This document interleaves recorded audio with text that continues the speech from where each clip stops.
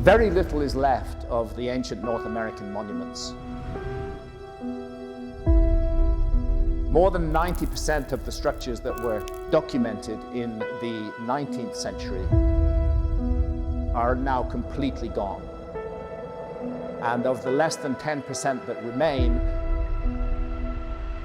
the majority have been vandalized and destroyed. Discovering the ancient Maya civilization has been like piecing together a giant, fascinating puzzle. Picture this. Back in the 16th century, Spanish explorers led by folks like Hernan Cortes stumbled upon the remnants of a once glorious civilization, with towering cities now reclaimed by the jungle. Oh, the tragedy of the North American pyramids. There was once more than 1 million of them. Only 100,000 are left now. Sadly, their initial encounters weren't the most respectful. A lot of Maya history got lost or destroyed, thanks to biases and a general lack of understanding. The horrendous catastrophe of the Spanish conquest. The Spanish sent ahead of them terrible diseases like smallpox. Fast forward to the 19th century, and there's a renewed buzz about the Maya. This time, it's explorers and adventurers trekking through the jungles of Central America and the Yucatan Peninsula, hungry for knowledge about these ancient peoples. Two guys, John Lloyd Stephens and Frederick Catherwood, became the rock stars of Maya exploration. In the 1830s and 1840s, they journeyed to sites like Copan and Palenque, sketching and writing about their finds. Their work lit up the world's imagination with tales and visuals of the Maya's grand cities and sophisticated culture. By the 20th century, studying the Maya had become a serious scientific endeavor. Archaeologists got down and dirty in the ruins, conducting careful digs and uncovering secrets that the Maya left behind. Big projects at places like Copan and Chichen Itza peeled back layers of mystery, revealing intricate details about how the Maya lived, worshipped, and governed themselves. If you have a relatively short time frame to deal with, then searching for a lost civilization becomes much more complex and much more difficult. Discoveries at Tikal and Palenque gave us peeks into royal life, with their elaborate tombs and stunning artwork. Not to mention proof of the Maya's knack for architecture and stargazing.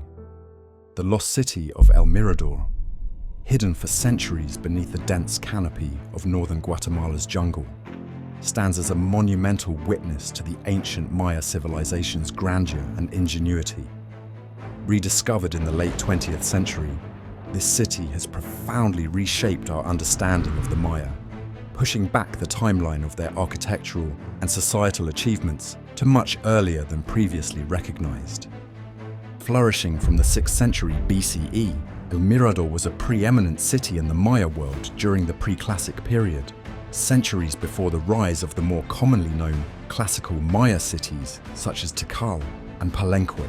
Its scale and complexity are astonishing, with sprawling urban centers, elaborate plazas, and sophisticated water management systems, including reservoirs and canals, that supported a densely populated area at its zenith. The centerpiece of El Mirador is the colossal Ledanta pyramid. Towering above the forest, Ledanta is not just the largest pyramid in the Maya world, but also one of the most massive ancient structures in the world by volume. The pyramid's base covers an area larger than 9 football fields, and it rises to a height of approximately 230 feet. Constructing Ledanta would have required moving millions of cubic meters of earth and stone. A staggering feat given the absence of metal tools, the wheel, or domesticated beasts of burden. This monumental effort underscores the advanced engineering skills and social organization of the Maya, capable of mobilizing and sustaining such a large workforce. El Mirador's discovery also brought to light an extensive network of raised causeways, known as Sakbiob, connecting it with other cities and settlements across the region. These causeways facilitated trade, movement, and possibly acted as political and ceremonial pathways, illustrating the city's importance as a regional hub. One of the most intriguing theories about El Mirador, and the pre-classic Maya in general, concerns the reasons for the city's decline and eventual abandonment around the end of the first millennium BCE. Researchers speculate that extensive deforestation and the demands of large-scale agriculture may have led to environmental degradation, reducing the city's ability to support its population. This theory suggests a cautionary tale about the sustainability of human-environment interactions, echoing modern concerns about environmental management and conservation. Comparatively, El Mirador and its monumental architecture can be paralleled with ancient Egypt's Old Kingdom, which was contemporaneously constructing its own colossal structures, including the pyramids of Giza. Both civilizations achieved remarkable architectural feats without the advantages of modern technology, relying instead on a profound understanding of engineering, astronomy, and mathematics. However, whereas Egypt's pyramids served primarily as tombs for pharaohs, Maya pyramids like Ladanta were multifunctional, serving as temples and possibly observatories, reflecting the Mayas' integrated approach to religion, governance, and science. The decipherment of the Maya script stands as one of the most enthralling detective stories in the history of archaeology and linguistics. For centuries, the intricate hieroglyphs carved into stone monuments, painted on pottery, and written in the few surviving bark paper books remained a locked treasure trove of the ancient Maya civilization's wisdom. The breakthrough in the 20th century, primarily attributed to the insights of Russian linguist Yuri Knorozov, transformed our understanding of the Maya, unveiling a civilization rich in history, culture, and scientific knowledge. The Maya script is a complex system of glyphs which had stumped scholars for years. Early attempts at decipherment were hampered by the assumption that the script was purely ideographic, representing ideas rather than sounds, much like the Egyptian hieroglyphs before their decipherment. This led to numerous speculative and often incorrect interpretations of Maya texts. The turning point came in the 1950s with Yuri Knorozov. He proposed that the glyphs were not only logographic, but also phonetic, representing sounds. Knorozov's insight was based on the use of the Landa alphabet, a set of glyphs recorded by Spanish Bishop Diego de Landa, which had been dismissed by many as inaccurate. Knorozov suggested that these glyphs could represent phonetic sounds as well as logographic symbols. This approach opened the door to reading the Maya script as a fully functional writing system that included phonetic elements. Knorozov's work sparked a new wave of interest and research, leading to a collaborative international effort to crack the Maya code. Scholars such as David Kelly, Tatiana Proskuriakov, and later Linda Scheller and David Stewart, among others, made significant contributions.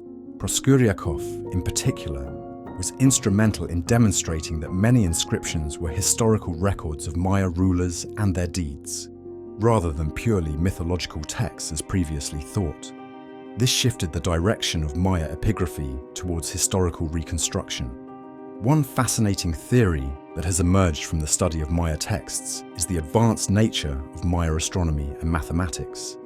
The decipherment of the Dresden Codex, one of the surviving Maya books, revealed complex tables for predicting lunar and solar eclipses, the movements of the planet Venus, and the cycles of the Maya calendar. At the heart of their astronomical studies was the observatory at Chichen Itza, known as the Caracol. This structure, with its distinctive round dome and strategically placed openings, served as a window to the heavens, allowing Maya astronomers to accurately track the movements of Venus, the Sun, and other significant celestial entities. The precise alignment of the Caracol's windows with these celestial bodies' appearances and disappearances throughout the year underscores the Mayas' advanced architectural skills and their capacity to harmonize their construction efforts with their extensive knowledge of astronomy.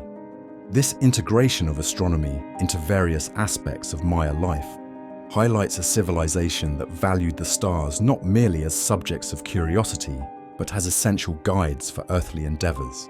The Mayas' legacy in astronomy evidenced by their codices, observatories and calendars, offers a glimpse into a society that found harmony in the cosmic order and sought to align its terrestrial activities with the celestial rhythm.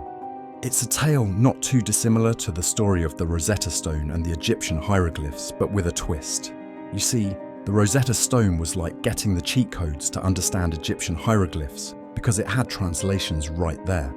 But with the Maya, there wasn't a neat bilingual text lying around. Instead, figuring out what those intricate carvings and paintings meant required a mix of smart guessing, deep cultural dives, and a bit of detective work in understanding the symbols not just as pictures, but as a complex blend of sounds and meanings.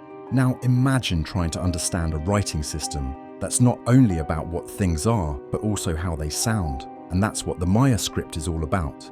It's this incredible collection of over 800 different glyphs, making it one of the showiest, most elaborate scripts you could lay your eyes on. And the coolest part, we're still unlocking the secrets of this ancient script. The Maya script's ongoing decipherment is a reminder that history isn't just about looking back. It's a story that keeps evolving as we learn more. But what about this bizarre enclosure wall that surrounds it? Each of these 3 blocks weighs 900 tons. And it's extraordinary the way they're built into a wall and raised 30 feet above the ground like this. A wall, the provenance for which has not been established by archaeology. Deep within the dense forests of New Zealand's North Island lies the Kaimanawa Wall, a structure shrouded in mystery and controversy. With its precisely aligned blocks that mimic the handiwork of an ancient stonemason, this wall challenges the conventional timeline of human history in New Zealand.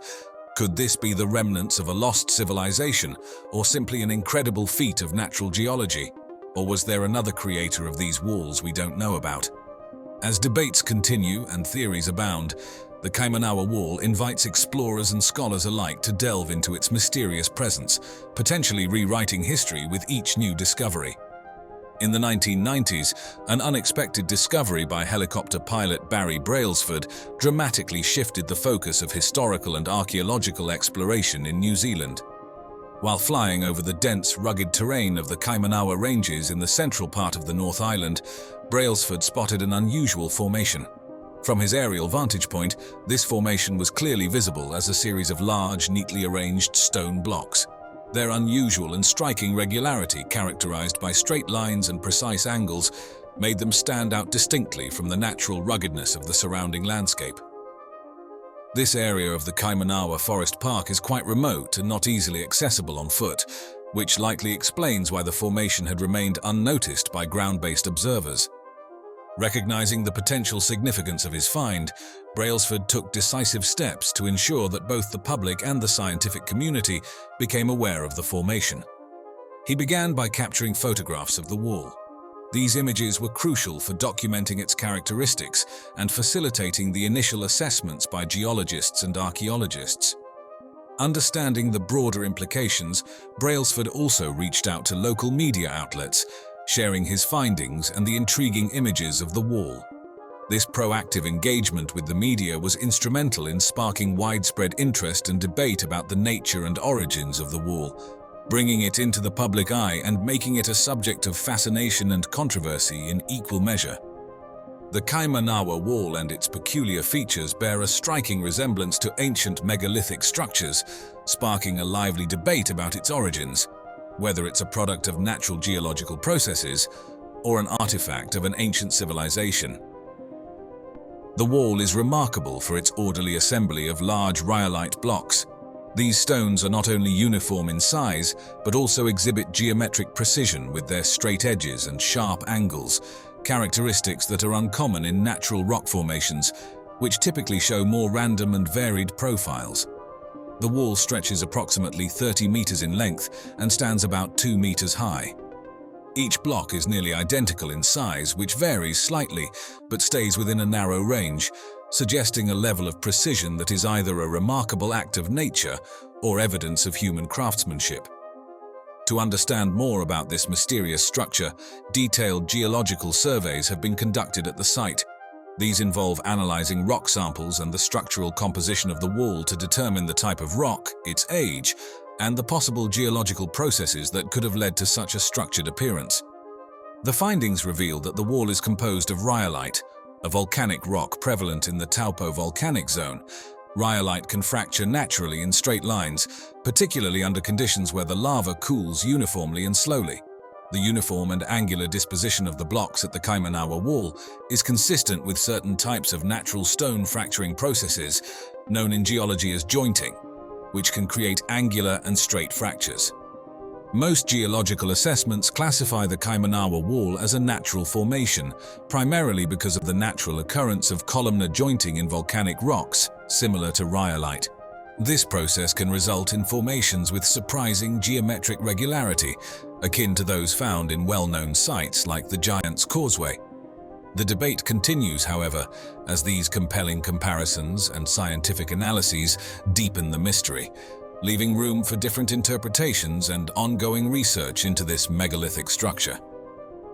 The Giant's Causeway, nestled on the northeast coast of Northern Ireland, serves as a stunning natural wonder of the world and provides an interesting point of comparison to the mysterious structures of New Zealand's Kaimanawa Wall. Renowned for its roughly 40,000 interlocking basalt columns, the Giant's Causeway was formed about 50 to 60 million years ago during the Paleogene period. This unique formation occurred when a volcanic eruption caused highly fluid lava to spread across a large area. As this lava cooled, it contracted significantly, particularly at the surface, which cooled more rapidly. This contraction led to the formation of vertical cracks that ultimately shaped the distinctive hexagonal columns that are so characteristic of the causeway.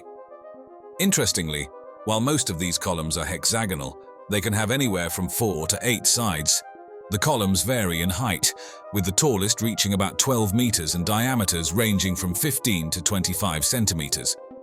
Beyond its geological significance, the Giant's Causeway is also a UNESCO World Heritage Site, celebrated for its natural beauty and its contribution to geological research.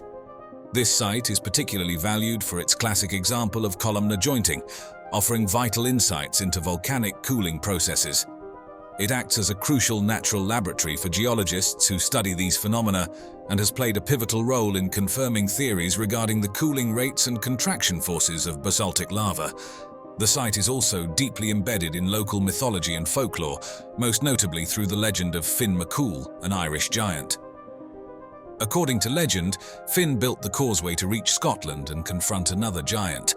When he saw the immense size of his opponent, Finn retreated. His wife then cleverly disguised him as a baby, tricking the Scottish giant into believing that if the child was so large, the father must be truly colossal. Frightened by this prospect, the Scottish giant fled, destroying the causeway behind him to prevent pursuit. Turning to the Kaimanawa Wall, while it shares the feature of symmetrical stone patterns with the Giant's Causeway, its origin sparks more debate. The discussion oscillates between natural geological processes and possible human construction, unlike the clearly natural origins of the Giant's Causeway. This situation highlights how similar geological phenomena can manifest under vastly different conditions and interpretations, showcasing the complexities and wonders of Earth's geological diversity. This comparison between two such diverse geological formations underlines the intricate ways in which natural forces and, potentially, human influences intertwine to shape our understanding of the world's ancient landscapes. Another reason to believe the Kaimanawa Wall in New Zealand could have been man-made is by looking at the Inca walls in Peru. They both represent two fascinating yet starkly different types of stone constructions, each with their own unique characteristics, construction techniques, and surrounding theories. The Inca walls, notably at sites like Sacsayhuaman and Ollantaytambo near Cusco, demonstrate an exceptional level of craftsmanship in stone masonry. The Incas utilized a technique known as ashlar masonry, where large stones are meticulously cut to fit together tightly without any mortar. The precision of this stone cutting is so remarkable that not even a blade of grass can fit between the stones. This technique not only provided structural stability but also enhanced the wall's resistance to earthquakes, a common threat in the Andean region. These walls are not just functional, they hold significant cultural importance, reflecting the Incas' sophisticated understanding of architecture and their deep connection to their environment.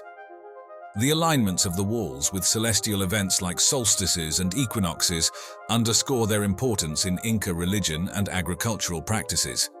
The precise methods used by the Incas to shape these stones remain a subject of debate among archaeologists. Some theories suggest the use of tools made from harder stones or bronze, while others propose techniques that involved heating the stones and then rapidly cooling them with water to create fractures.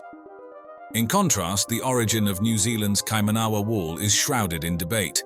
While some suggest it might be a natural geological formation resulting from the regular fracturing of volcanic rock, specifically rhyolite under certain cooling conditions, others speculate about its potential as a man-made structure. A key point in this debate is the absence of tool marks, which are clearly visible on the Inca walls. This supports the theory that the Kaimanawa Wall's formation might be natural rather than crafted by human hands. The unusual regularity and symmetry of the stones at the Kaimanawa Wall, while rare in natural formations, are not deemed impossible by geologists. Similar formations have been noted in other parts of the world where columnar basalt or other fracturing patterns have occurred due to volcanic activity. The Inca walls are undeniably the result of intentional, skilled labor, showcasing advanced techniques in stone cutting and construction. In contrast, the Kaimanawa Wall, if a product of natural geological processes, represents an intriguing example of how natural forces can mimic the appearance of intentional construction. While the Inca walls were integral to the social and religious fabric of their creators, built to last and to impress both the gods and future generations, the Kaimanawa Wall's significance lies primarily in the mystery of its origins, whether it is a remarkable natural geological artifact or evidence of a forgotten civilization. The Kaimanawa Wall, if confirmed to be man-made origins, could radically reshape our understanding of New Zealand's prehistoric past. This enigmatic structure could suggest the presence of an advanced pre-Maori civilization, challenging the currently accepted timeline of human settlement in the region. Such a revelation has significant implications, not just for archaeologists and historians, but for the entire narrative of New Zealand's history. Over time, the wall has woven itself into the fabric of local lore and speculative histories. Various non-mainstream historians and enthusiasts have suggested that it might be evidence of ancient settlers or even lost civilizations. This is similar to the speculative interpretations that surround other mysterious ancient structures found worldwide, where local myths and global intrigue often blend to form compelling tales of forgotten histories. The ongoing interest in the Kaimanawa Wall exemplifies a broader global fascination with unexplained structures. It continues to be a focal point for discussions about archaeological methodologies and the interpretation of ancient sites. This mystery invites a deeper dive into the past, prompting calls from within the scientific community for more comprehensive studies to ascertain the true nature of the wall. Such investigations are crucial, as they not only help clarify the origins of specific structures, but also enhance our understanding of the human footprint across different epochs and geographies. Everybody's heard about the Aztecs. Everybody's heard about the Maya. But before the Aztecs and before the Maya, there were a culture who are referred to as the Olmecs. I explored the Olmec mystery in considerable depth. At the turn of the 19th to the 20th century, an era brimming with curiosity and the spirit of discovery, the ancient civilizations of Mesoamerica began to captivate scholars and adventurers alike. This period, steeped in Victorian-era fascination, saw ancient cultures not as relics of the past, but as windows into a grand, albeit lost, world. The settlement story of the Americas is much more complicated than we've realized. Fueled by a mix of exploration, colonization, and a penchant for romanticizing the unknown, people were drawn to the mysteries that ancient societies held. Institutions in Europe and the United States, including museums and universities, recognized the value of understanding these indigenous civilizations. They began to fund expeditions, not just for the sake of collecting artifacts, but to delve deeper into the history and culture of these ancient peoples. This marked a significant shift in archaeology, transforming it from a quest for treasures to a scientific discipline focused on careful excavation and analysis. This is part of a a curious mystery that is not unconnected to the genetic mystery. The Olmec civilization, with its colossal heads and intricate stone structures, was one of the earliest to be uncovered. Yet in these initial stages, many artifacts were mistakenly attributed to the more familiar Maya and Aztec civilizations. This was largely due to their apparent similarities in artistic style, and because these civilizations were better understood at the time. It's been known by archaeologists for quite a long time that there are anomalous skulls in parts of Brazil. The unique aspects of Olmec art and iconography were not immediately recognized, highlighting the challenges faced by early archaeologists in differentiating between the complex cultures of the region. Two figures who played a pivotal role in bringing the wonders of Mesoamerica to the Western world were John Lloyd Stephens and Frederick Catherwood. Their expeditions, documented in Incidents of Travel in Central America, Chiapas and Yucatan, and Incidents of Travel in Yucatan, not only introduced the Maya civilization to many, but also set a standard for future archaeological work.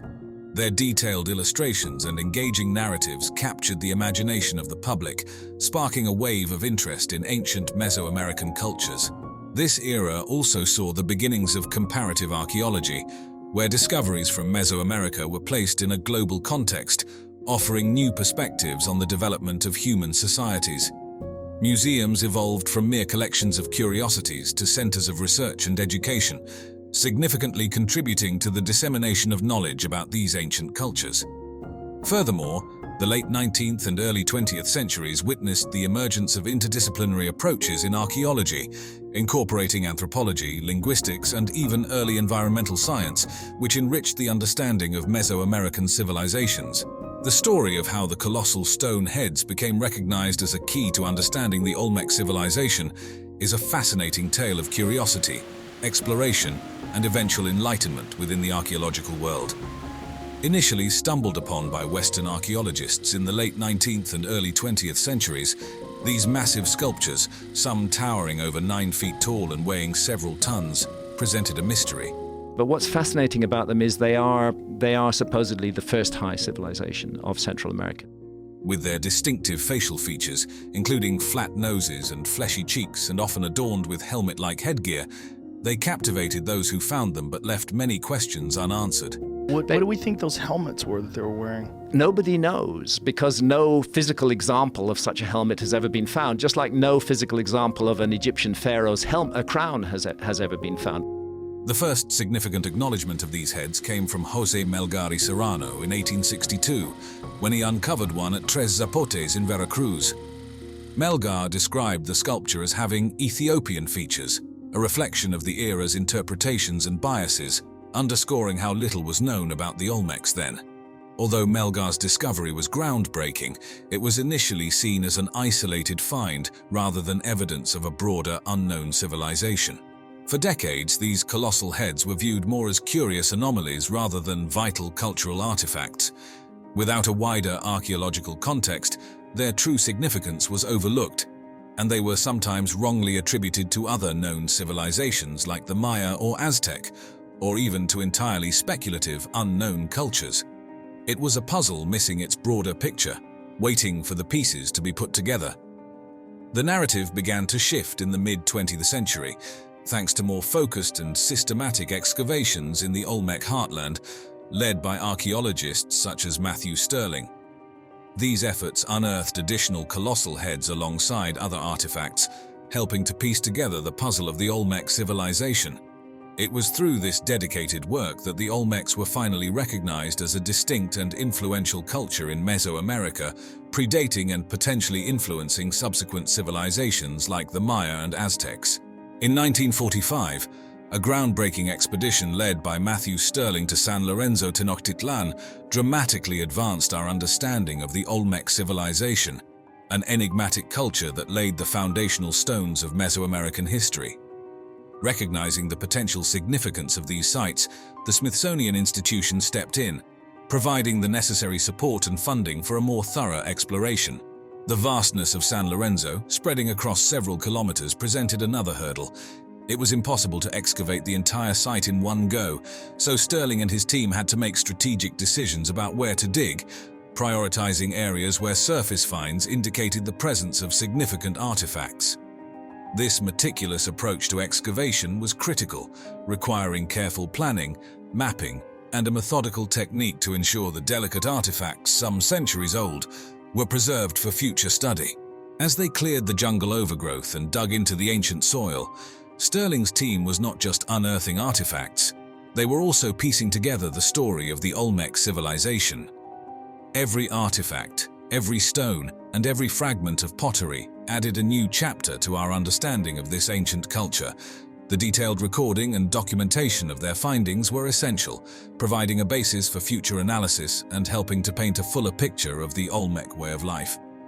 San Lorenzo, dating back to around 1200 to 900 BCE, stands as a monumental beacon in the study of Mesoamerican history, often celebrated as the oldest major city in the region. This ancient city predates the civilizations of the Maya and Aztecs, providing a unique glimpse into the dawn of complex societies in the Americas.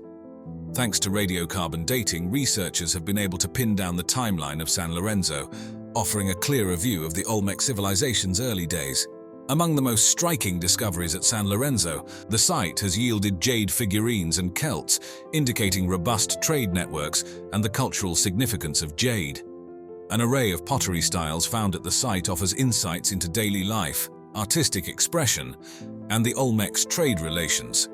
The discovery of large structures, including platforms and possible elite residences, points to a highly organized society capable of mobilizing significant labor resources. The urban layout of San Lorenzo, organized around a central axis, reflects a thoughtfully planned development. The existence of distinct ceremonial and residential areas suggests a sophisticated urban structure, possibly mirroring social hierarchies within the Olmec society. In the 1950s, the archaeological spotlight turned to Venta, an Olmec site in Tabasco, Mexico, building on the momentum of earlier discoveries at San Lorenzo. This shift marked a significant phase in unraveling the mysteries of the Olmec civilization, regarded as one of the earliest complex societies in Mesoamerica. With a renewed interest in the Olmec culture, archaeologists like Philip Drucker and Robert Heiser applied advanced methods and interdisciplinary approaches to dig deeper into the site's secrets, offering a more comprehensive understanding of this ancient civilization. Venta thrived between approximately 900 to 400 BCE, a period that witnessed the peak of Olmec cultural and artistic development. This era underscored the Olmecs' remarkable achievements in architecture, art, and urban planning, setting a precedent for subsequent Mesoamerican cultures. Among the distinct features of Venta is the Great Pyramid, a monumental structure made of earth and clay, noted for its unique conical shape. Unlike the pyramidal structures that would later dominate Mesoamerican landscapes, the Great Pyramid's design and scale highlight the Olmecs' advanced engineering skills and their capacity for organizing large-scale construction projects. This pyramid, along with other structures at the site, was aligned with celestial bodies, hinting at the Olmecs' sophisticated understanding of astronomy and suggesting its role as a ceremonial and cultural hub. The systematic excavation efforts at Venta brought to light not only architectural innovations but also a wealth of artifacts, including the iconic colossal heads carved from basalt, believed to represent rulers or significant figures within Olmec society. Similarly, altars adorned with intricate carvings provided glimpses into the civilization's mythology and rituals. Venta also revealed complex burial sites and offerings, including serpentine mosaic pavements, which offered insights into the civilization's funerary practices and religious beliefs. These findings have been instrumental in piecing together the social structure, religious practices, and artistic achievements of the Olmec civilization, significantly influencing the study of Mesoamerican archaeology. However, the preservation of Venta faces challenges due to the tropical climate and human factors, underscoring the importance of ongoing research and conservation efforts. The exploration of Venta in the 1950s was a watershed moment in understanding the depth and complexity of the Olmec civilization, providing a foundation for future studies and ensuring the legacy of this pivotal culture in Mesoamerican history remains appreciated and preserved. It's been said in many, many different cultures around the world that a lot of these structures were built at a very rapid pace. So you're talking about calculus, you're talking about geology. Yeah. I mean, how did they know how to build this? We're talking about something, in my opinion, super ancient. But these sites are all really majestic and super ancient. Today, we're diving into one of the world's most enigmatic archaeological mysteries, the Bada Valley megaliths. Nestled in the lush landscapes of central Sulawesi, these ancient stone structures have baffled experts for over a century. But this is thousands of years and it's still sitting there perfect. I bet if you fill it with water, the water wouldn't even leak out of it. Who built these colossal statues and stone jars? What secrets do they hold about a forgotten civilization? Join us as we uncover the mysterious origins and fascinating theories behind these remarkable relics. Located in the Lor Lindu National Park of central Sulawesi, Indonesia, the Bada Valley megaliths first came to the attention of the Western world through the efforts of Dutch colonialists in the early 20th century. During a 1908 Dutch military expedition, Dr. Nicolaas Adriani and Dr. Albertus Christian Cruyt documented these remarkable stone structures. Their meticulous reports and photographs marked a pivotal moment in the scholarly exploration of these ancient artifacts. Dr. Adriani and Dr. Cruyt were not merely military explorers, but also seasoned ethnologists with a keen interest in the cultures of Indonesia. Their documentation included detailed descriptions, measurements, and photographs, which were essential in preserving the initial data about the megaliths.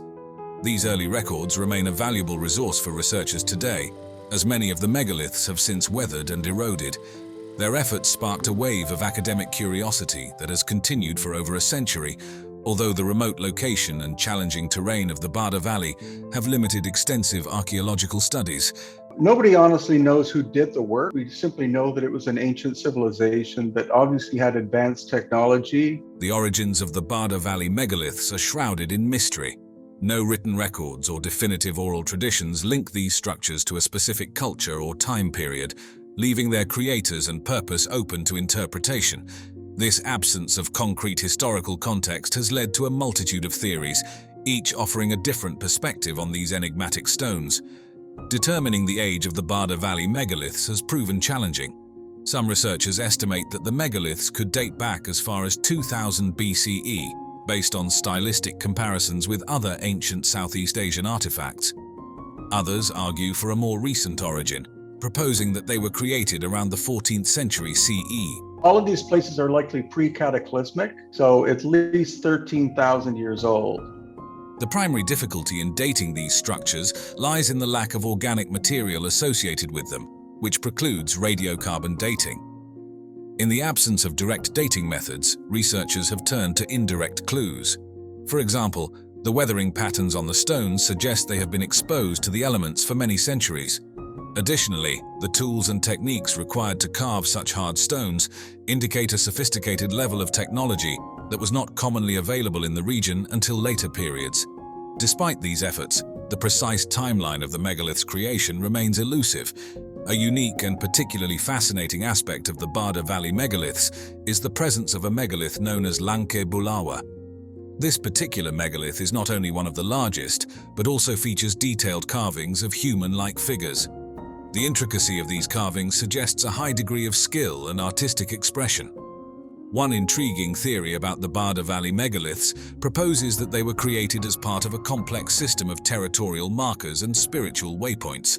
According to this hypothesis, the megaliths were erected by a prehistoric culture to demarcate important areas such as tribal boundaries, sacred sites, or routes used for migration and trade. This theory is supported by the strategic placement of some megaliths along ancient pathways and near water sources, suggesting they may have served both practical and ceremonial purposes. An interesting comparison can be drawn between the Bada Valley megaliths and the Moai statues of Easter Island. Both sets of megaliths are characterized by their large carved stone figures, which display a remarkable level of craftsmanship and effort. He actually speculates that they were able to temporarily turn the stone into a form of plasma. However, while the Moai are primarily found along the coastline and oriented towards the sea, possibly serving as guardians or representations of ancestors, the Bada Valley megaliths are scattered throughout a lush inland valley. This contrast in placement and presumed purpose highlights the diverse ways in which ancient cultures utilized and interpreted their monumental stone creations. The Bada Valley megaliths are renowned for their diverse shapes and sizes, reflecting a variety of forms and functions. These ancient stone structures can be categorized into several types, each with its unique characteristics and presumed purposes. The craftsmanship involved in creating these megaliths indicates a high level of skill and a deep cultural significance. The statues, or arca, are anthropomorphic megaliths that often resemble human figures. They range from crude, roughly hewn shapes to more refined and detailed representations. Typically, these statues depict heads with prominent facial features including eyes, noses, and mouths. Some statues also include arms and other body parts, adding to their lifelike appearance. The most famous of these statues is Palindo, which stands approximately 4.5 meters tall and weighs several tons. Palindo is one of the largest and most well-known figures in the valley, characterized by its distinct facial features and overall grandeur. The name Palindo means the entertainer, suggesting a possible ceremonial or cultural role. Other notable statues include those with less defined features, indicating a range of artistic expression and possibly different time periods or cultural phases. The kalamba are large cylindrical stone jars, believed to have served various purposes, including as urns or water containers. These jars are meticulously carved from single stone blocks and vary significantly in size and design. Some kalamba are over 1 meter in diameter and can reach heights of 1.5 meters or more. A unique aspect of these jars is that some have lids, while others do not. The lids are often as carefully carved as the jars themselves, indicating their importance. The kalamba jars sometimes feature intricate carvings and motifs, which may include geometric patterns or symbolic representations. These jars are thought to have been used in burial practices, possibly as urns to hold the remains of the deceased or for ceremonial purposes involving water. Their size and craftsmanship suggest they were significant items, potentially used by high-status individuals or in important rituals. Stone basins and bowls of varying sizes are another significant category of the Bada Valley megaliths. These structures often feature intricate decorations and motifs, which may provide clues about their usage and cultural importance. Basins and bowls range from small handheld sizes to large immovable structures that could hold significant amounts of liquid or other materials. Some of these basins are intricately decorated with carvings that include geometric patterns, animals, or symbolic motifs. The creation of the Bada Valley megaliths would have required sophisticated techniques and tools, as well as a well-organized workforce. So what happened to all these tools? Whoever did the work came, brought the technology, and then took the technology with them somewhere. The megaliths are carved from hard stones such as granite and basalt, which would have been sourced from local quarries. The initial quarrying process involved separating large stone blocks from bedrock, likely using a combination of chiseling, hammering, and possibly heating and cooling techniques to create fractures. Once quarried, the massive stone blocks would have needed to be transported to their final locations. This would have involved a significant logistical effort, likely utilizing wooden sledges, rollers, and possibly animal or human labor to move the stones across the valley's challenging terrain. The fine carving and finishing of the megaliths were achieved using a variety of stone tools, including chisels, hammers, and grinding stones. The precision of the carvings, especially on the harder stones, indicates the use of advanced techniques and considerable skill. Some megaliths feature intricate designs and motifs that suggest the use of finer, more specialized tools for detailed work. A unique and particularly fascinating fact about the Bada Valley megaliths is the presence of a megalith known as Lanka Bulawa. This structure is a large stone slab with a carved human figure lying prone. One interesting theory posits that the Bada Valley megaliths were part of a vast interconnected network of megalithic cultures that spanned Southeast Asia. This theory suggests that there was significant cultural exchange and communication between these ancient societies, which shared similar techniques, artistic styles, and possibly religious beliefs. The spread of megalithic structures across this region may reflect a shared heritage or influence, hinting at a much more interconnected prehistoric world than previously thought. A compelling comparison can be made between the Bada Valley megaliths and the stone carvings of the Olmec civilization in Mesoamerica. Both cultures produced large anthropomorphic stone statues with distinct facial features, although separated by vast distances and different historical contexts. The Olmec heads, known for their detailed and expressive facial features, bear a stylistic resemblance to some of the Bada Valley statues, particularly in the emphasis on facial expression and scale. This comparison underscores the universal human inclination to create monumental art and the possibility of convergent cultural evolution in different parts of the world. Are there good aliens and bad aliens, good from what you aliens know? and bad aliens and all kinds of ways and reasons for interacting with us. You know, there's a misconception here. People think that our space brothers would bring us good things. The EBEs are so advanced, they're at least 500 million years advanced from us, and probably more. Now, can they exist among us? It's my understanding they can only last about 20 minutes in this air. Anuradhapura, one of Sri Lanka's most significant historical cities, was the capital of an ancient empire that ruled the region for over 1,000 years. Known as the Land of Kings, it was a center of Sri Lankan culture and home to magnificent Buddhist monuments. Among its ruins is the 40-acre Ranmasu Uyana, or Golden Fish Park, a royal garden with lush pathways, pools, and engraved illustrations. However, the most intriguing feature of this park is not a monument, but an enigmatic carving known as Sakuala Chakria, or the universe cycle, which remains one of the most mysterious ancient artifacts not only in Sri Lanka, but globally. So what is Sakuala Chakria? Who built it and why? We'll break it down and uncover Sakuala Chakria's hidden secrets. Sakuala Chakria is a 6-foot-wide carving made up of 7 concentric circles, divided by vertical and horizontal lines, filled with crossed circles and other symbols. The outer ring depicts various marine animals. Despite its intricate design, archaeologists and historians are baffled by its origins and purpose. It stands out among the other carvings in Anuradhapura, as it bears no resemblance to traditional Buddhist iconography found elsewhere in Sri Lanka or the world. This anomaly has left experts wondering how it came to exist in a city filled with monuments from the Anuradhapura Empire, which began in 377 BCE. What makes Sakuala Chakria even more puzzling is that it is absent from historical records meticulously kept by the Anuradhapura Empire and Buddhist monasteries. These records provide detailed accounts of the empire's architecture, religious practices, and daily life, yet they do not mention the creation, function, or even existence of Sakuala Chakria. Some scientists have speculated that the carving could be up to 6,500 years old, possibly making it one of the world's oldest. One of the earliest studies on Sakuala Chakria was conducted by British archaeologist H.C.P. Bell in 1911. Bell theorized that the carving represented Buddhist notions of the universe, describing its concentric circles and surrounding symbols as representations of cosmic elements.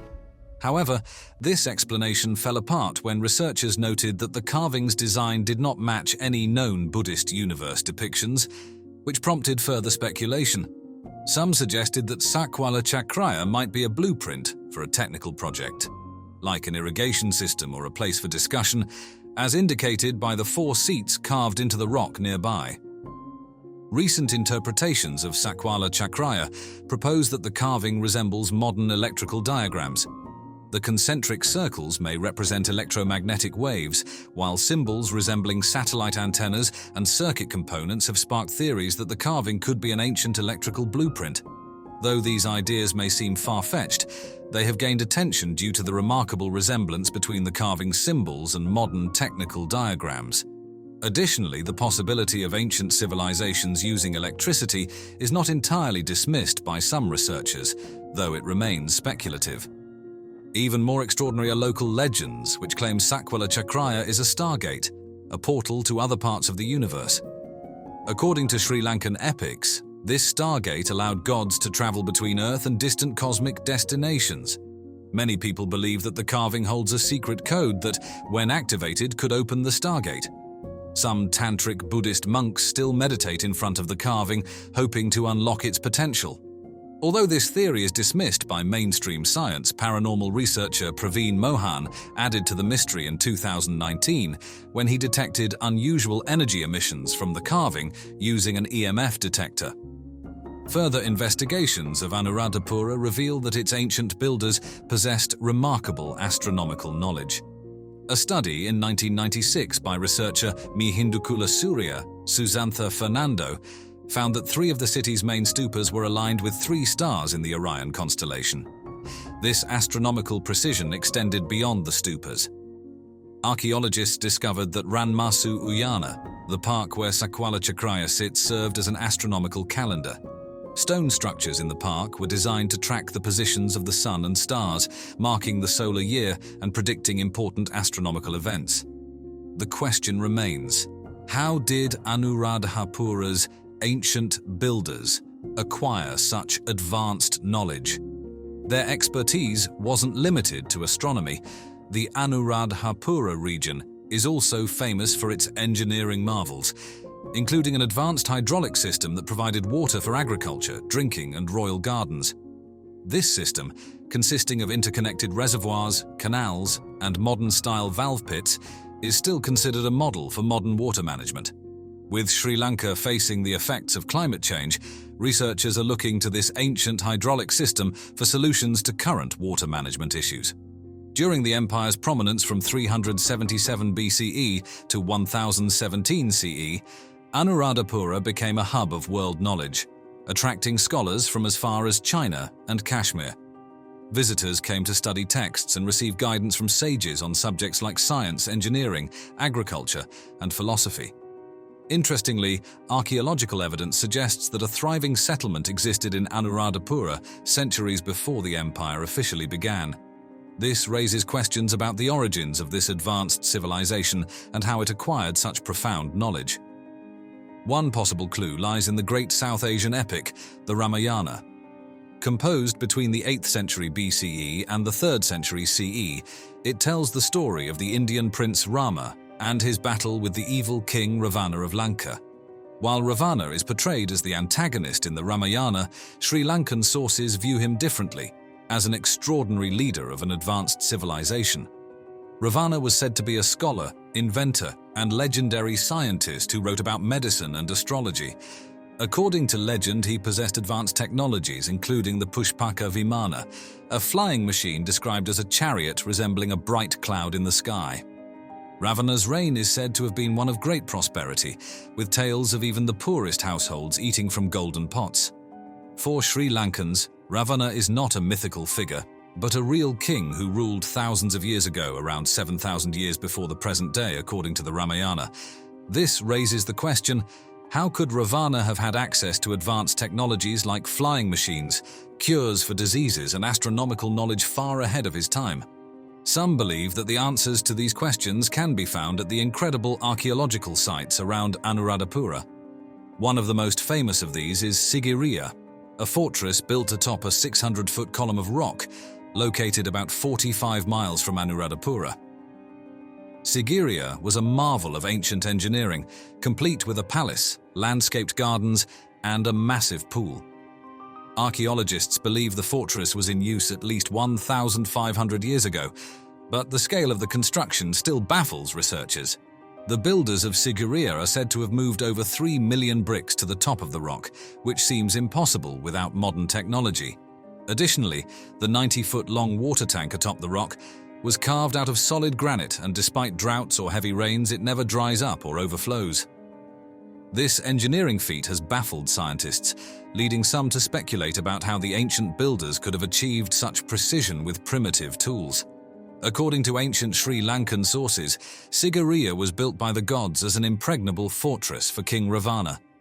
In 1907, archaeologists discovered a massive picture gallery of paintings in the caves around Sigiriya. These paintings depicted figures emerging from clouds and carrying various objects, sparking theories that they might represent the gods or perhaps extraterrestrial visitors who helped Ravana build his fortress. The story of Sakuala Chakria comes into play again when considering these legends. Some believe that the Stargate referenced in local myths was not just depicted in the carving, but was actually constructed at Sigiriya. allowing Ravana's visitors from the sky to travel to and from Earth. If these gods were extraterrestrial visitors, it might explain Ravana's advanced knowledge and technological capabilities, including the Pushpaka Vimana flying machine.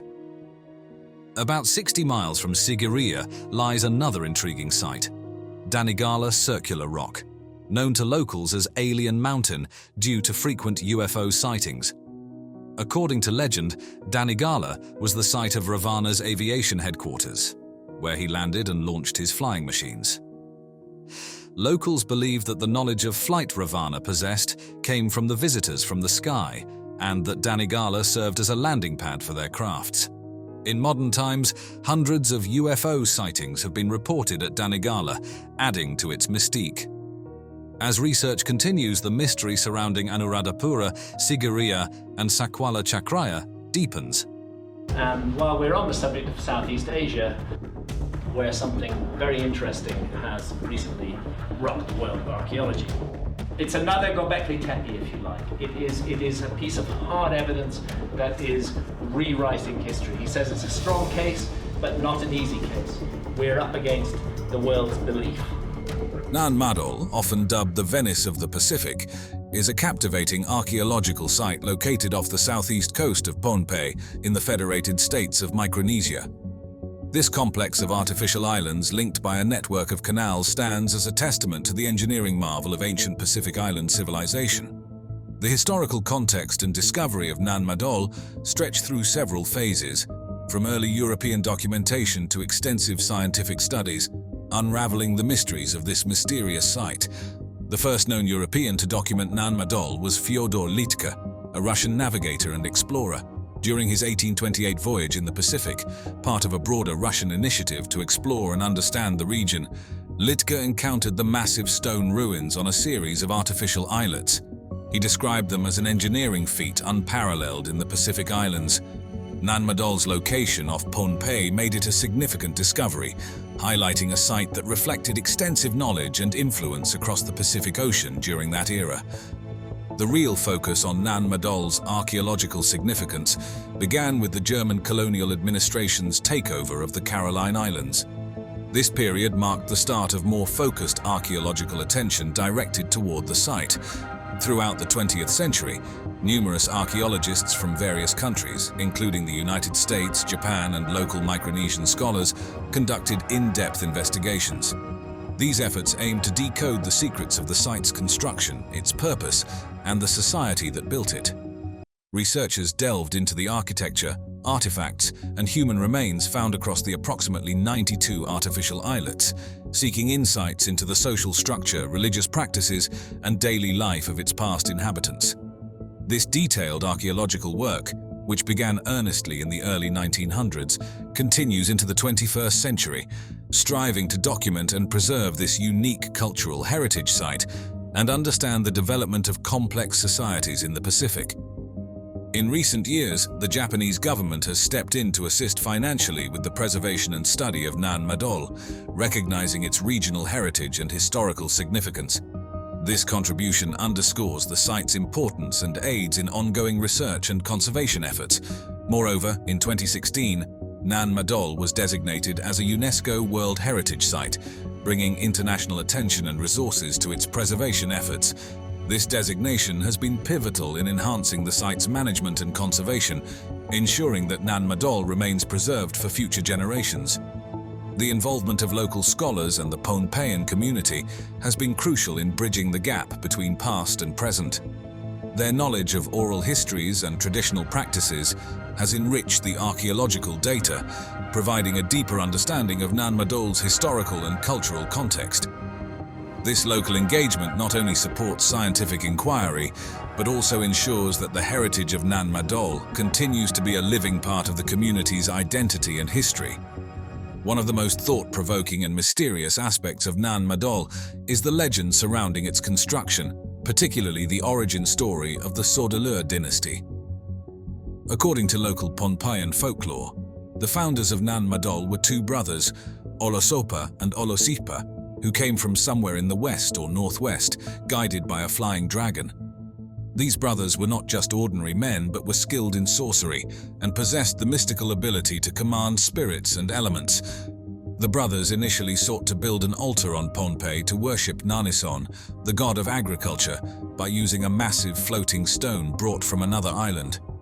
After several failed attempts and the death of the elder brother Olosopa, the younger brother Olosipa succeeded in creating Nan Madol by magically flying in the huge basalt stones and commanding them to stack themselves. This narrative infuses the site with a deep mystical significance, suggesting that the city was more than a political and ceremonial center, but also a place imbued with supernatural power. This legend raises provocative questions about the intersection of mythology and technology in ancient societies. How did such stories influence the construction and organization of Nan Madol? Were these legends an attempt to rationalize the extraordinary engineering feats achieved with the resources and knowledge available at the time? Or do they point to something deeper? Building on our previous discussion of Nan Madol's history, it's equally fascinating to delve into the architectural and engineering feats that define this ancient marvel. Nan Madol's construction not only displays extraordinary prehistoric engineering prowess, but also aligns with the complexities seen in some of the most famous ancient sites worldwide. The design and execution demonstrate a sophisticated knowledge of architecture, logistics, and natural resource management that is impressive even by contemporary standards. The engineering challenges began with establishing a stable foundation directly on coral reefs, a challenging environment due to the soft, unstable substrate and exposure to tidal fluctuations. To overcome these challenges, builders constructed nearly 100 artificial islets across more than 200 acres, meticulously positioning huge stones on the shallow reef to withstand the forces of the ocean. The primary building material was columnar basalt, chosen for its natural, pillar-like formation. The largest of these stones could measure up to 7.5 meters in length and weigh up to 50 tons, roughly the equivalent of a fully loaded tractor trailer or a large modern tank.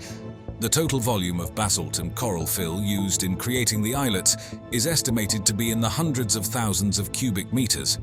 Transporting and positioning such immense volumes required not only significant labor but also precise planning.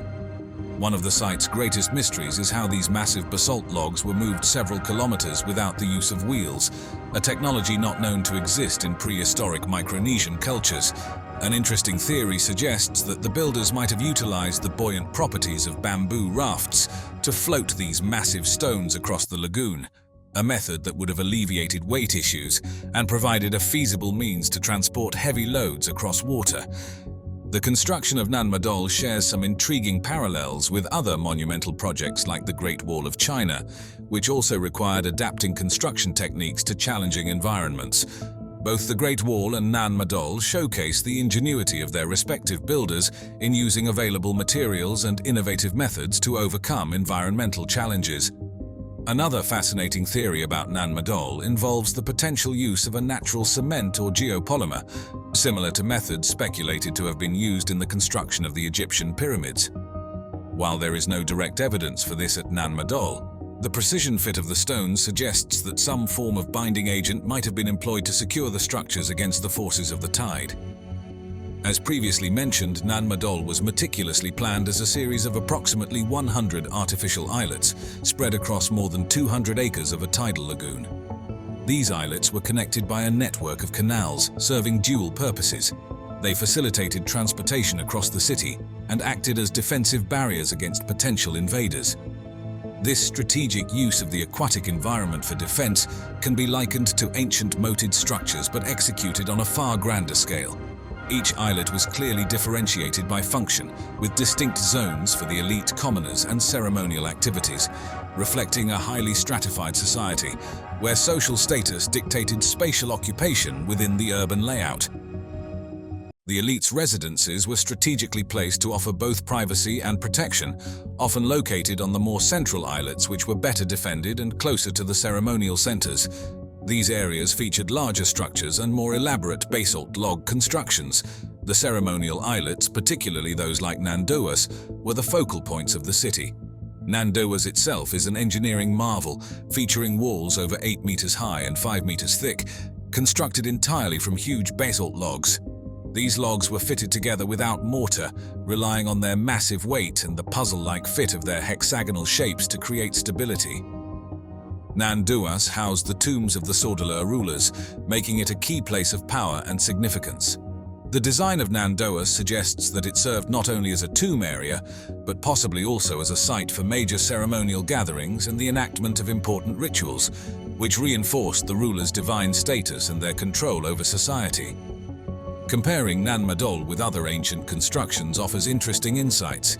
While the Egyptian pyramids were monumental sites built on solid land using a massive workforce and resources from a large centralized state, Nan Madol's construction required ingenious adaptations to a fluid and challenging marine environment. Yet, both sites demonstrate the capacity of ancient societies to mobilize and manage large-scale resources over generations. The strategic use of water in Nan Madol's design is also reminiscent of medieval European castles with moats, which used water as a natural defensive barrier to protect against sieges, albeit in very different contexts. The use of naturally hexagonal columnar basalt at Nan Madol not only facilitated the physical construction process, but also enhanced the structural integrity of the buildings. This choice of material and the method of construction likely contributed to the site's longevity, as these stones interlock naturally, creating a more resilient structure against natural elements, especially in a saltwater environment.